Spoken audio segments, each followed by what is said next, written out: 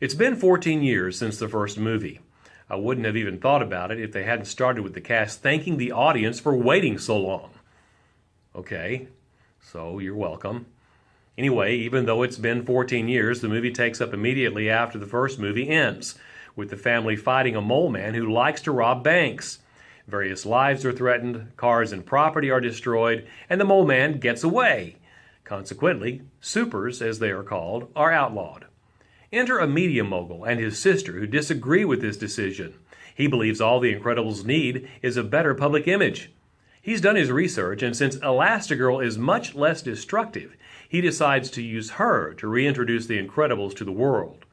In the meantime, Mr. Incredible is left to tend to the kids, Violet, Dash, and Jack-Jack, who hasn't learned how to walk yet, but who is already beginning to exhibit all sorts of crazy powers.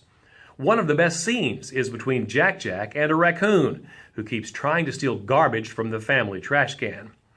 Meanwhile, a new villain has appeared, called Screenslaver, who uses hypnosis to control the public.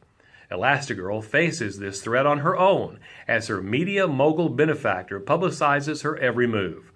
Disney released a warning about this movie because in one scene, Screenslaver's hypnotic flashing light sequence covers the entire screen and might cause seizures in people with certain forms of epilepsy. Often a sequel is never as good as the first one, but this is not the case here. This is a very good movie.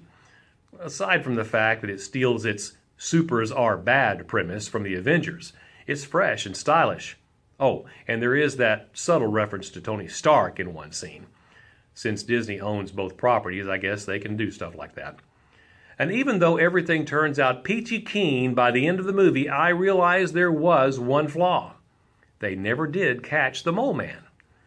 I guess they left that for the next movie, scheduled, I guess, for release in 2032. I'm Bert Williams, and that's my take.